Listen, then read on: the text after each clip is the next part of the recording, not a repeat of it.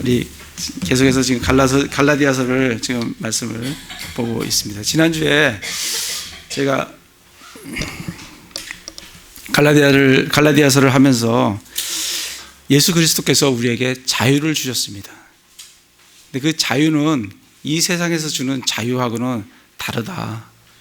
그 자유는 죄로부터의 자유고 율법으로부터의 자유고 죄와 사망의 법으로부터의 자유다.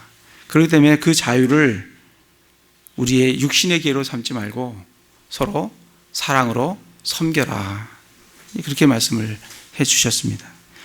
그러면서 그 자유를 정말 누리면서 우리가 살아갈 수 있는 방법은 먼저 첫째로 우리의 육신이 십자가에서 철저히 죽는 거다. 철저히 죽으면 내가 예수 그리스도를 성령님을 따라가는 게 너무 쉬워지는 겁니다. 근데 죽지 않고 성령님을 따라가는 것은 어려울 뿐만 아니라 사실 불가능합니다. 그래서 우리가 자유를 정말 예수님께서 우리에게 주신 그 자유를 우리가 풍성히 누리면서 살아가기 위해서는 내 자신이 그리스도와 함께 십자가에 못 박혀 있다는 그것을 철저히 알고 믿고 여기면서 내 자신을 주님께 내가 내어 드릴 때 우리는 성령님을 안에서 살게 되고 성령님의 인도함을 받게 되고 또 성령님을 따라가는, 육신을 따라가지 않는 그런 삶을 살아갈 수 있다라고 말씀을 우리에게 주셨습니다. 오늘은 6장을 중심으로 해서 사람이 무엇을 심든지라는 주제로 말씀을 나누고자 합니다. 6장 7절에 보면 속지 말라 하나님은 조롱당하지 아니하시나니 사람이 무엇을 심든지 또한 그것을 거두리라. 이렇게 말씀을 하십니다. 하나님은 어떤 분이시냐면 조롱당하지 아니하시는 분이세요. 다시 말하면 왜 하나님은 조롱당하지 아니하시냐면 하나님께서 우리에게 주신 원리가 뭐냐면 무엇을 심든지 그 심은 대로 거둔다는 거예요. 그런데 사람이 콩을 심고 팥이 나기를 기다리는 사람은 없을 겁니다. 그걸 기다린다는 것은 하나님을 조롱한다는 거예요. 내가 육신의 것을 심고 정말 놀라운 성령의 것을 거둘 것을 생각을 한다고 하면 그건 하나님을 조롱하게 된다는 거예요. 왜냐하면 하나님은 그렇게 하시는 분이 아니시기 때문에 그래요. 하나님은 육신의 것을 심으면 반드시 육신의 것을, 썩어질 것을 거두게 되고 우리가 성령님에게 심으면 영원한, 영존하는 생명의 것을 거둔다라는 놀라운 원리를, 진리를 우리에게 말씀을 해 주시기 때문에 그렇습니다. 6장 8절에 보면 자기 육신에게 심는 자는 육신으로부터 썩는 것을 거두되 성령에게 심는 자는 성령으로부터 영존하는 생명을 거두리라. 우리는 앞에 우리 육신이 철저히 십자가에 못 박혔다는 것을 우리가 알게 됐습니다. 우리의 육신은 철저히 썩어질 수밖에 없는 그런 겁니다. 근데 그 육신에게 내가 계속 심으면 나중에 그 육신을 통해서 썩어질 것밖에 거둘 수 없다는 거예요. 그렇지만 내가 성령님에게 내가 계속 심으면 성령님으로부터 영존하는 생명을 거두게 된다라고 놀라운 진리를 우리에게 말씀을 해주고 계십니다. 사실 이런 예는 성경에 너무너무 많습니다. 야곱을 한번 생각을 해보세요. 참 야곱이 그 형한테 팥죽 한 그릇으로 장자권을 빼앗고 자기 아버지를 속여서 그렇게 축복을 다 받아내고 그리고 저기 바담 아람으로 도망갔어요.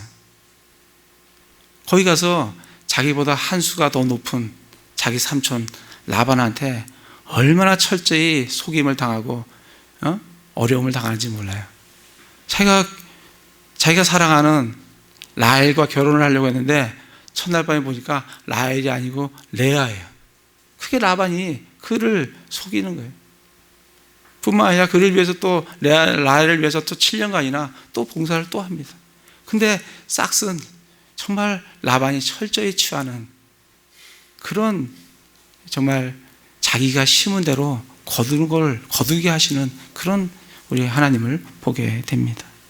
뿐만 아니라 하만 같은 경우도 마찬가지예요. 그가 유대인들을 다 죽이려고 모르드게를 나무에 매달려고 자기가 나무를 세웠는데 거기에 자기가 매달립니다. 심은 대로 걷는 걸 보게 돼요. 뿐만 아니라 사울은 어떻습니까? 다윗을 그렇게 죽이려고 하는 그 사울이 결국 나중에 전쟁터에서 자기가 죽습니다. 다윗은 어때요? 정말 하나님 앞에 잘하다가도 그가 밧세바를 취함으로 말미암아 자기가 밧세바를 통해서 낳은 자녀가 죽고 그뿐만이 아니라 자기 아들인 암논과 압살롬 죽지요. 또 대낮에 자기 압살롬이 후궁들과 함께 정말 음란한 그런 행위들을 만천하가 보도록 그렇게 행하시는 하나님인 것을 우리가 볼 수가 있습니다. 그렇지만 다윗은 정말 회개했을 때 또 다윗은 정말 또 하나님 앞에 놀라운 축복도 받는 것을 볼 수 있어요. 이새의 아들 다윗을 만나니 내 마음에 합한 자라 내 뜻을 다 이루게 하리라 하는 정말 놀라운 정말 축복의 말씀을 다윗이 받는 것을 볼 수가 있습니다. 요나단은 어떻습니까? 요나단은 정말 다윗에게 너무 잘했어요. 정말 다윗을 사랑했고 다윗에게 자기의 왕권까지 내줄 정도로 참 그렇게 사랑했어요, 다윗을. 그랬을 때 다윗이 요나단에게 어떻게 하는지 우리가 한번 말씀을 찾아서 보도록 하겠습니다. 사무엘하 9장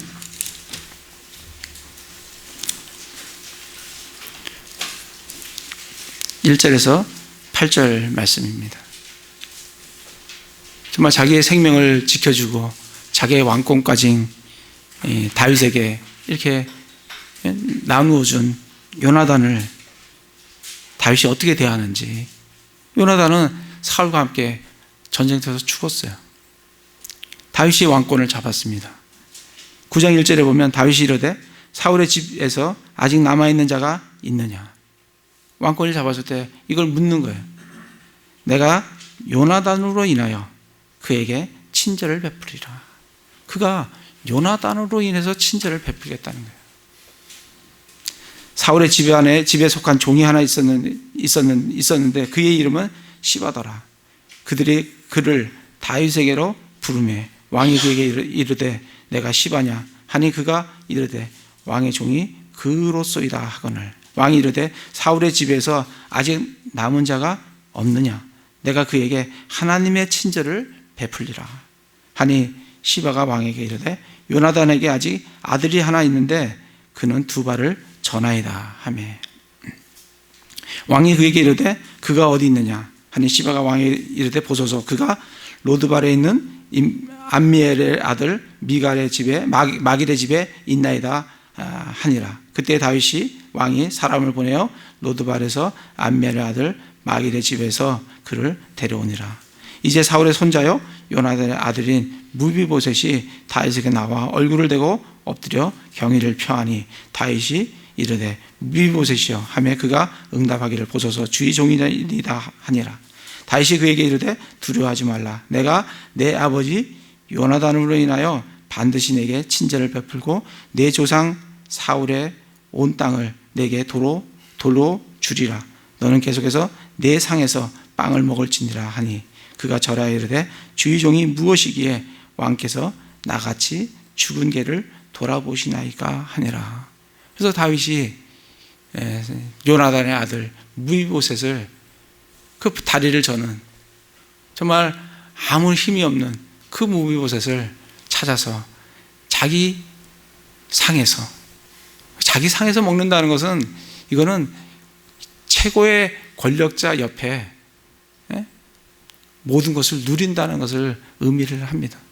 그 왕과 함께 영원히 왕이 살아있는 동안 그가 그러한 대접을 받는 것을 참 우리가 보게 됩니다. 성경의 중요한 원리 중에 하나는 내가 무엇을 심든지 간에 그 심은 대로 거둔다는 중요한 원리가 우리에게 있는 것을 보여주게 됩니다. 다시 갈라디아서로 가서, 그래서 오늘 말씀에 이 말씀 속에서 우리에게 심은 대로 거둔다. 그래서 우리가 육신으로 심으면 육신으로부터 썩어질 것을 거두고, 성령으로 심으면, 성령에게 심으면 성령으로부터 영전하는 생명을 거둔다라고 하시는 말씀을 6장 1절부터 6절까지 말씀을 살펴보면서 우리가 좀 나눠보도록 하겠습니다. 6장 1절에 보면 형제들아, 만일 어떤 사람이 잘못에 빠지거든 영적인 너희는 온유한 영으로 그러한 자를 회복시키고 내 자신을 살펴보아 너도 시험에 들지 않게 하라. 이렇게 말씀을 해 주십니다. 우리가 어떤 사람이 잘못에 빠질 수가 있어요. 그 잘못에 빠진 사람을 우리가 어떻게 대해야 되는지, 어떻게 대하는 게 육신적으로 심지 않고 성령으로 심는 건지를 우리에게 보여주고 계십니다. 첫 번째, 우리가 온유한 영으로 그러한 자를 회복시켜야 된다는 거예요. 이 온유한 영이 22절에 보면, 5장 23절에 보면 성령의 열매가 쭉 나오는데 그 중에 하나가 무슨 열매가 있어요? 온유의 열매가 있습니다. 그래서 우리는 형제, 자매님들 대할 때 그가 잘못을 했다 하더라도 우리가 성령으로 심는 것은 그에게 온유한 영으로 그를 회복을 시키고, 그리고 우리 자신도 돌아봐서 나도 그런 잘못은 없는지, 내가 그런 시험에 빠지지는 않는 건지 우리 자신을 돌아봐야 됩니다. 그것이 성령에게 심는 그러한 삶이라는 것을 우리에게 보여주고 계십니다. 2절에 보면 너희는 서로 남의 짐을 지라. 그리하여 그리스도의 법을 성취하라. 남의 짐을 지라는 거예요. 5절에 보면 이는 각 사람이 자기 짐을 져야 할 것이기 때문이라. 우리는 남의 짐도 져야 되고 또 자기 짐도 져야 돼요. 우리 성령으로 심는 사람들은, 성령에게 심는 사람들은 내 짐도 내가 지고 또 다른 사람의 짐도 져주는 그러한 삶이 성령에게 심는 삶입니다. 그런데 보통 우리 연약한 죄악된 육신을 가진 우리들은 어떻게 하기 쉬워요? 내 짐은 남한테 맡기고 싶고 남의 짐은 내가 지기 싫고, 그게 우리 육신으로 가진 우리의 삶이라고요. 그런데 성령에서는 그거는 육신에게 심는 거예요. 성령에게 심는 것은 내 짐은 내가 지고 남의 짐도 내가 지는, 그게 성령에게 심는 삶이에요. 그런데 우리가 어떻게 이거 다 지어요? 내 짐도 무거운데 사실 형제 자매들 보시면 저도 그래요. 짐이 많아요. 형제 자매들도 짐이 많이 있을 줄 압니다.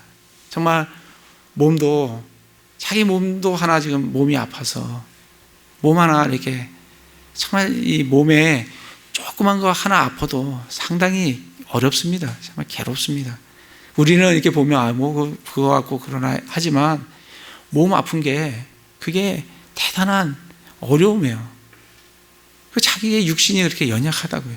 그런 짐이 있지 않습니까? 또 그런 짐만이 아니에요. 자녀들에 대한 짐도 좀 많이 있어요. 정말 자녀들이 신앙적으로 올바로 살도록, 또 여러 가지로 장래에 대한 염려들, 또 우리 자신에 대한 장래의 염려들도 많이 있지 않습니까? 그런 짐들도 있어요. 그런 짐들이 있는데 그 짐을 우리가 지라는 거예요. 각 사람이 자기 짐을 져야 할 것이기 때문이라. 그 짐도 지고 다른 사람의 짐도 져야 돼요. 이거를 잘 지기 위해서는 내 짐을 내가 지는 것이 아니라 주님께 맡겨야 된다는 거예요. 수고하고 무거운 짐진 자들아, 모든 자들아 다 내게로 오라. 내가 너희에게 안식을 주리라. 우리가 이 두 짐을 다 잘 질 수 있는 것은 내가 내 짐을 주님께 맡기는 거예요. 그러면 나는 굉장히 가벼워집니다. 그러면 우리가 다른 사람의 짐을 질 수가 있어요. 베드로전서 5장 7절을 좀 찾아보겠습니다.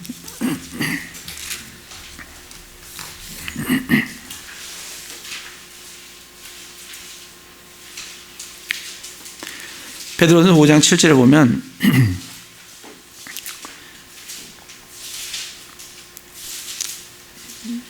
너희의 모든 염려를 그분께 맡기라. 모든 염려 맡기라. 그분께서 너희를 돌보시느니라. 그래서 우리는 우리의 짐을 주님께 맡겨야 됩니다. 내가 지는 게 아니고 주님께서 져주시도록 내 짐을 주님께 맡기는 거예요. 그러면 우리에게 힘이 있고 여력이 생겨서 다른 사람을 돌아볼 수 있게 되고 다른 사람의 짐을 함께 나누어서 질 수가 있게 됩니다. 그래서 우리는 우리의 짐도 감당하고 또 다른 사람의 짐도 감당하는 그런 성령에게 심는 그런 삶이 되어야 될 줄로 생각을 합니다. 3절에 보시면 만약 어떤 사람이 아무것도 아니면서 스스로 무엇이나 되는 것으로 생각하면 자기를 속이나니. 어떤 사람이 아무것도 아니에요. 그런데 스스로 무엇이나 되는 것처럼 생각을 합니다. 이게 참 영어로 보면 이게 아무것도 아니다라고 할 때 영어가 he is nothing이에요. 근데 무엇이나 되는 것으로 생각하면 이게 뭐냐면 to be something이에요. 그러니까 우리말보다 영어가 굉장히 어떤 면에서는 심플하게 우리한테 잘 다가와요. 자기가 하나님 앞에 nothing인데 자꾸 자기가 생각하기를 자기는 뭔가 되는 것처럼 something인 것 같이 생각을 하는 거예요. 뭔가 나는 something인데 왜 자꾸 나를 사람들은 nothing이라고 생각하는지. 근데 우리는 주님 앞에 nothing이에요. 성경에서 그렇게 말씀을 하고 있는 거예요. 내가 nothing인데 왜 자꾸 자기를 something이라고 생각하냐 말이에요. 우리가 주님 앞에 내가 nothing이라는 것을 아무것도 아니라는 것을 깨닫게 되면 그때부터 주님은 우리를 통해서 놀라운 일을 시작하기를 하십니다.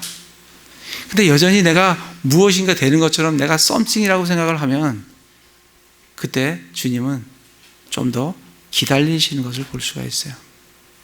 우리가 모세를 통해서 그걸 보게 됩니다. 모세가 왕궁에 있을 때 그는 something이었어요. 무엇인가 돼 있는 사람 같았어요. 그럴 때 주님은 그를 통해서 아무런 일을 안 하시는 걸 볼 수가 있습니다. 그러나 그가 저 미디안 광야에 가서 정말 왕궁에 있던 사람이 양을 치는 양의 더러운 오물들을 정말 제거하는 그런 일을 하고 있을 때 그때 그는 자기 자신이 nothing이라고 철저히 경험을 하게 될 때 그때 주님께서 모세를 들어서 사용하시는 것을 볼 수가 있습니다. 그래서 우리가 정말 주님 앞에서 내가 nothing이라는 것을 깨닫게 되면 정말 우리는 주님으로부터 놀라운 은혜가 우리에게 임하시는 것을 볼 수가 있습니다. 그래서 이 3절 말씀이 그 말씀이에요. 자기가 nothing인 것을 모르고 something이라고 생각하면 자신을 속이고 있는 거라는 거예요. 자기 자신한테 속고 있다는 거예요. 그래서 우리는 철저히 내가 주님 앞에 아무것도 아니라는 것을 철저히 깨달으시기 바랍니다. 그럴 때 하나님으로부터 우리에게 은혜가 내려오고 하나님께서 우리를 통해서 놀라운 일들을 행하시는 것을 볼 수가 있습니다. 4절에 보면 오직 각 사람은 자기 일들을 입증할지니라. 그리하면 그는 다른 사람이 아니라 자기 안에서만 기쁨을 누리리니. 우리는 우리가 하고 있는 일들에 대해서 입증할 필요가 있어요. 내가 주님 앞에 지금 행하고 있는, 내가 주님과 함께 동행하고 있는 이것이 정말 하나님 앞에 합당한 것이라는 것을 스스로 입증할 필요가 있어요. 그게 왜 중요하냐면 그 입증을 하면, 그리하면 그는 다른 사람이 아니라 자기 안에서만 기쁨을 누리리라. 그는 그러한 어떤 확신을, 그 확신을 가지고 있으면 다른 사람이 뭐라 하든, 다른 사람이 나에 대해서 어떤 평가를 하든 그거에 관계없이 그 사람은 주님과 동행 가운데 기쁨을 누리는 삶을 살게 됩니다. 사실 우리 교회도 그렇잖아요. 우리나라에 몇만 개의 교회가 있다고 합니다. 그 교회에 대부분이 개역 성경을 보는 거예요. 근데 우리는 아니다, 이 킹제임스 성경이 맞다라고 이 소수의 무리가 모여서 여기에 있는 거예요. 그거를 우리 스스로 확증할 필요가 있어요. 입증할 필요가 있어요. 확신을 가질 필요가 있어요. 그 확신을 가진 사람은 주변에 누가 우리에 대해서 뭐라 하든, 어떤 비방을 받든, 어떠한 평가를 받든 그거에 관계없이 우리는 기쁨 가운데, 우리 안에서 기쁨 가운데 주님과의 동행을 지속할 수 있다는 겁니다. 그게 4절 말씀이에요. 그래서 우리가 지금 우리가 하고 있는 이 주님 앞에 하고 있는 이것이 주님께 합당한 것이라는 것을 우리 스스로 입증하고 확신할 필요가 있습니다. 그렇게 되면 그 기쁨을, 자기 안에 기쁨을 가진 사람은 정말 자기의 짐을 잘 치울 수가 있어요. 또 주님께 잘 맡길 수가 있고. 6절에 보면 말씀 안에서 가르침을 받는 자는 가르치는 자와 함께 모든 좋은 것을 나눌지니라. 좀 성경에서 또 우리에게 가르쳐 주신 중요한 원리는 나눔의 원리예요. 나누라는 거예요. 여기서는 가르치는 자와 함께 좋은 것을 나누라고 말씀을 하고 계시고, 성경 전체에 보면 믿는 자들과 또 믿지 않는 자들과 함께 자기 것을 나누라는 거예요. 잠언 11장 한번 가보겠습니다. 잠언 11장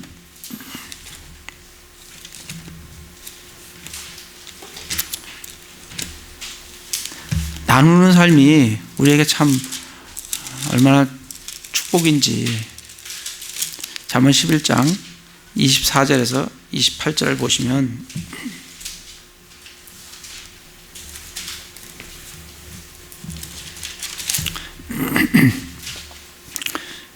흩을지라도 여전히 불어나는 일이 있고 지나치게 아낄지라도 가난에 이르는 일이 있느니라. 성경의 원리는 그렇습니다. 내가 흩어 구제하면 부유하게 된다는 거예요. 근데 과도하게 아끼면 가난하게 된다는 거예요. 이게 성경의 원리예요. 우리 하나님의 말씀을 믿고 내 것을 나누는 삶을 살아야 된다는 거예요. 25절에 보면 후하게 주는 호는 기름지게 되며 물을 대는 자는 자기도 물을 받으리라. 그렇죠?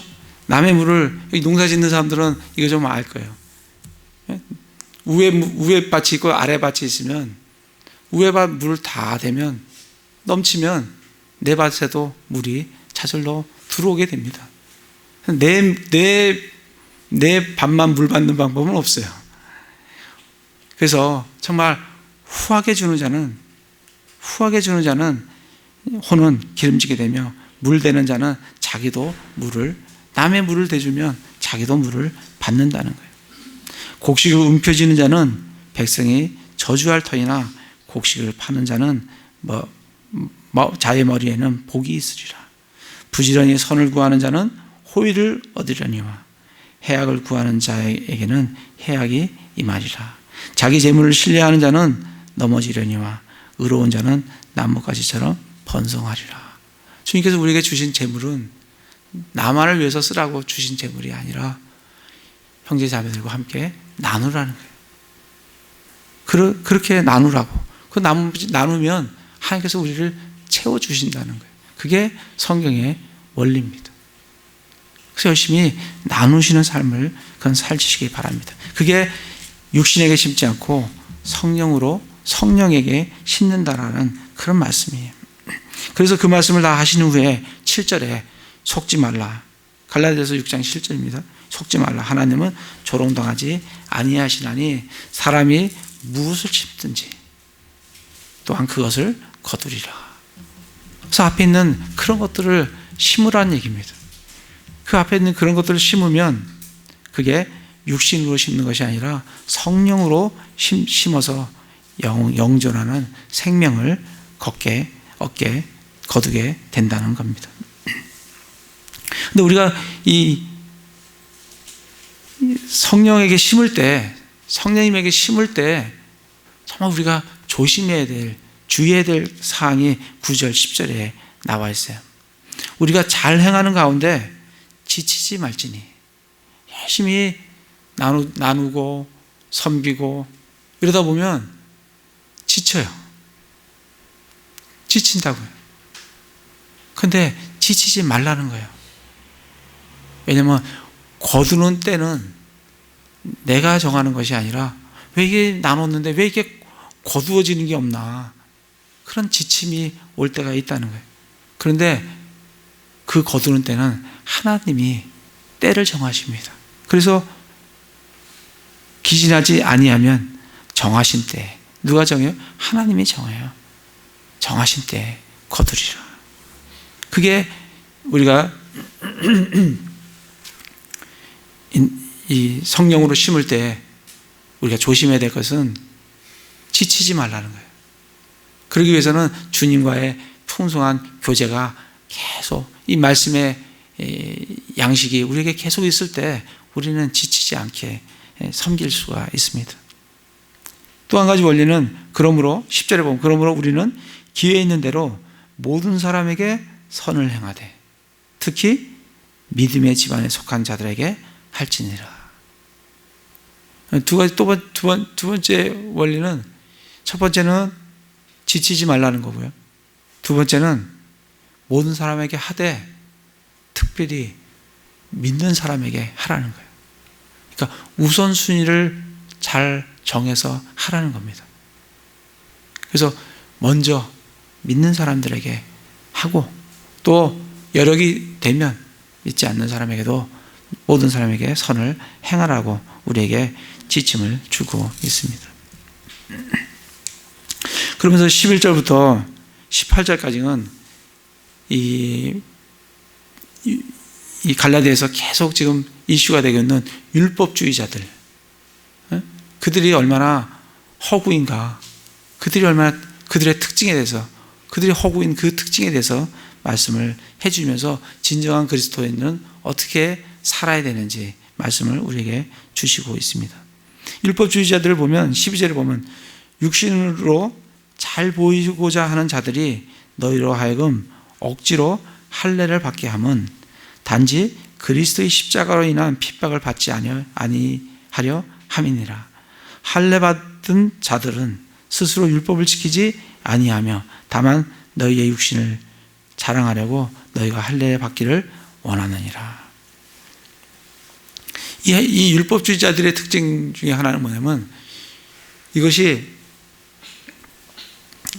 자기의 육신을 잘 보이려고 한다는 거예요.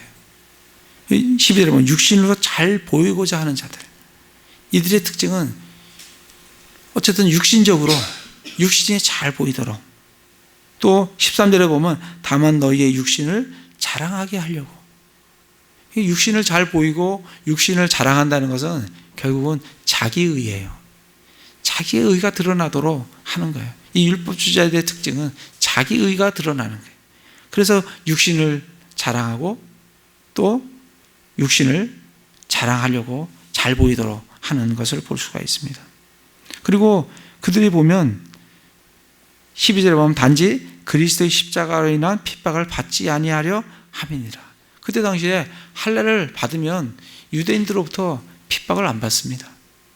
할례를 안 받지 말라고 한 사도 바울은 핍박을 엄청나게 받았어도 유대인들과 타협하는, 할례를 받으라고 하는 율법주의자들은 핍박을 받지 않았어요. 그들이 왜 그 율법을, 그 할례를 하라라고 하냐면 율법을, 그 핍박을 받지 아니하려고. 이게 타협이에요, 타협. 13절에 보면 할례 받는 자들은 스스로 율법을 지키지 아니하며. 그들이 그러면 할례를 해가면 모든 율법을 지킬 의무가 있는데 그들이 율법을 잘 지키느냐? 율법도 또 안 지켜요. 이게 율법주의자들의 허구예요. 그럼 우리 그리스도인들은 뭘 자랑해야 되는가? 우리는 그런 할례를 자랑하는 게 아니라, 그 육신을 자랑하는 것이 아니라 14절에 그러나 나는 우리 주 예수 그리스도의 십자가 외에 결코 어떤 것도 자랑할 수 없나니. 사도 바울은 자랑할 게 많은 사람이에요. 그러나 그는 그걸 다 배설물로 여기고 오직 예수 그리스도의 십자가만을 자랑했던 사람이에요. 왜 우리가 이 십자가를 자랑해야 되는가? 갈라디아에서는 십자가의 여러 면을 우리에게 보여주고 있습니다. 갈라디아서 3장을 가보겠습니다. 갈라디아서 3장에 보면 왜 우리가 이 십자가를 자랑해야 되는가? 사실 요즘 보면, 요즘 정치인들 보면 감옥에 들어가는 정치인들 엄청 많잖아요. 그리고 잘못된 살인과 여러 가지 뉴스에 보면 이 재판받고 끌려가는 죄인들이 굉장히 많아요. 근데 그들을 보면 이 수갑을 딱 채워갖고 가잖아요. 근데 그 수갑이 부끄러우니까 어떻게 해요? 수건을 싸고 이게 인터넷에 뜨면 막 모자이크 처리하고. 왜냐면 그 수갑이 부끄러우니까. 사실 그 수갑 하나가 그렇게 부끄럽다고요. 하물며 예수님의 그 십자가는 이거 부끄러운 정도가 아닌 거예요. 그런 어떤 죄인이 아니라 죄인 중에서도 극악한 죄인을 다는 게 십자가인데 수갑하고는 비교가 안 되는 그런 부끄러운 것인데 사도 바울은 그것을 부끄러워하지 않고 그것을 자랑했다라고 말씀을 우리에게 전해주고 있습니다. 왜 십자가가 자랑스러운 거냐면 3장 1절에 보면 오 어리석도다 갈라디아 사람들아 예수 그리스도께서 십자가에 못 박히신 것이 너희 가운데서 너희 눈앞에 분명하게 제시되었거늘 누가 너희를 깨어 내가 진리에 순종하지 못하게 하더냐. 이 왜 십자가가 우리에게 자랑스럽냐면 그 십자가에는 예수 그리스도께서 달리셨기 때문에 그래요. 하나님의 아들이시고 그리고 정말 우리의 죄를 위해서 우리의 죄값을 감당하기 위해서 달리신 그 우리의 구원자이신 예수님이 달리신 십자가이기 때문에 우리는 그 십자가를 자랑할 수가 있습니다. 갈라디아서 2장 20절에 보면 후반절에 보면 나는 지금 내가 육체 안에서 사는 삶을 나를 사랑하사 나를 위해 자신을 주신 하나님의 아들의 믿음으로 사노라. 그 십자가는 누가 달리셨냐면 나를 사랑하사 나를 위해 자신을 주시는 자신을 주신 하나님의 아들이 달린 곳이 십자가이기 때문에 우리는 그 십자가를 자랑할 수가 있습니다. 그리고 또 십자가를 자랑할 수 있는 것은 20절에 보면 갈라디아 2장 20절에 내가 그리스도와 함께 십자가에 못 박혀 있으나, 예수님만 십자가에 못 박힌 것이 아니라 내가 내 스스로 못 박을 수 없는 내 자신도 십자가에 못 박혀 있다는 거예요. 그 예수님 못 박혔을 때 못 박혔을 뿐만 아니라 지금도 못 박혀 있다는 거예요.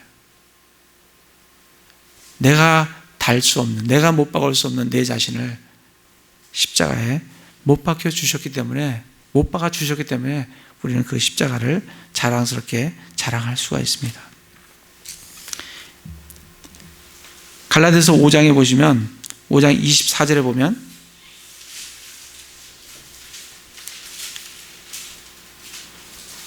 그리스도께 속한 사람들은 애착들과 정욕들과 함께 육신을 십자가에 못 박았느니라. 육신이 뭐예요? 육신은 죄가 율법을 통해서 내 육신 안에 온갖 죄를, 온갖 정욕들을 만들어내는 곳이 육신이에요. 그 육신을 애착과 정욕들과 함께 십자가에 못 박으셨다고요. 내가 할 수 없는 그것을 예수님께서 내 육신을, 내 애착과 정욕들과 함께 십자가에 못 박았습니다. 그리고 오늘 말씀에 6장 14절에 보면 왜 자랑할 수, 예수님 십자가만 자랑하냐면 그분으로 말미암아 세상이 나에 대하여 십자가에 못 박혀 있고 나 또한 세상에 대하여 그러하니라. 세상도 십자가에 못 박으셨어요. 세상이 나에 대해서 십자가에 못 박혀 있다고요. 나 또한 세상에 대해서 십자가에 못 박혀 있다고요. 그래서 정말 그 십자가는 나를 사랑하사 나를 위해 자신을 주신 하나님의 아들이신 예수 그리스도께서 십자가에 못 박혔을 뿐만 아니라 나도 못 박혀 있고 내 육신도 못 박혀 있고 세상도 거기에 못 박혀 있다는 거예요. 그래서 6장 15절에 그리스도 예수님 안에서는 할례나 무할례가 아무 효력이 없어요. 우리는 이런 할례를 받는 사람이 아니에요.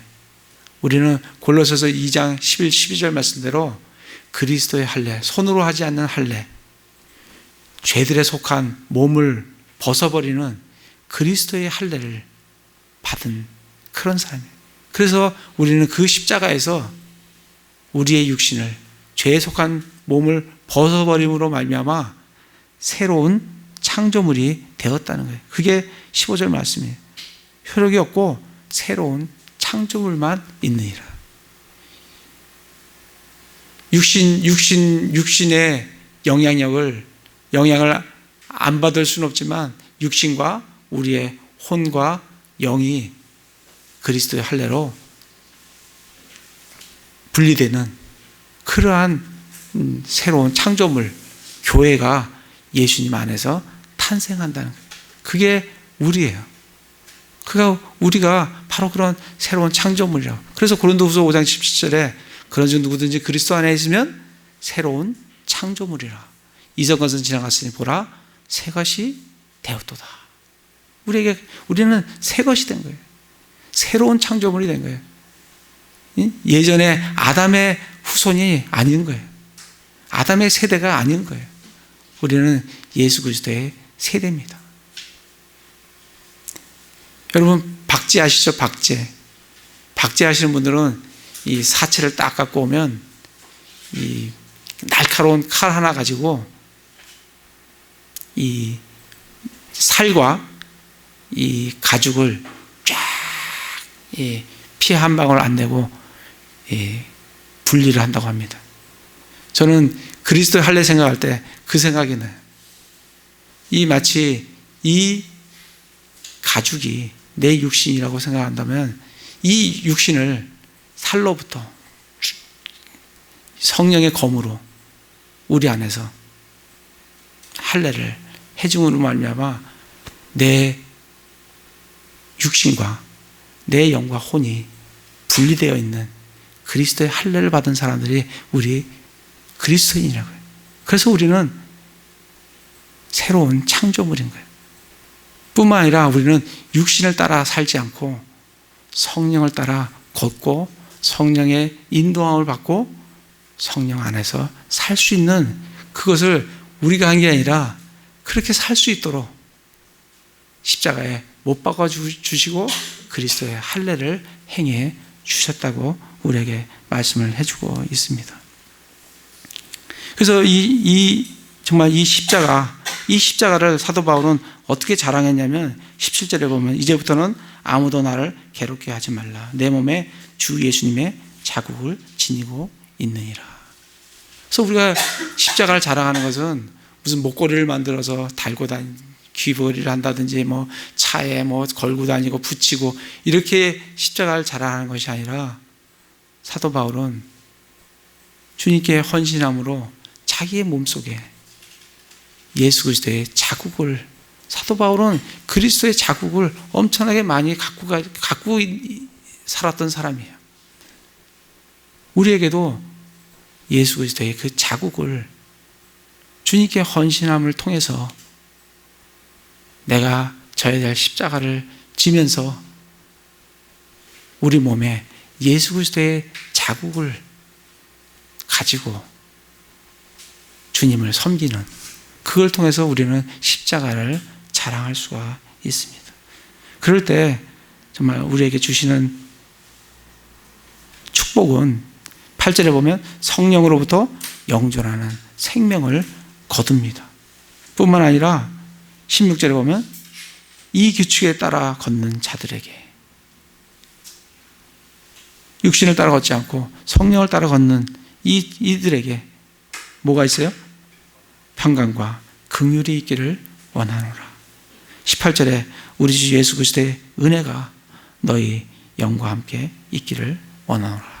우리에게 정말 성령님으로부터 얻는 풍성한 열매와 그리고 하나님의 도우는 평강과 긍휼 그리고 은혜가 풍성한 그런 삶을 우리가 살아갈 수 있다라고 말씀을 해주고 계십니다. 여러분 어떠세요? 정말 어디에 심고 계십니까? 여러분의 삶을 육신에 심고 계세요? 아니면 성령에게 심고 계십니까? 하나님은 조롱당하지 아니하십니다. 우리가 심은 대로 거둡니다. 열심으로 정말 성령에 따라서, 성령님에 따라서 자신의 삶을 거기에 심음으로 정말 하나님으로부터 놀라운 축복들을 누리는 그런 형제자매들 다 되시기를 기도를 드립니다. 예, 제가 기도하겠습니다.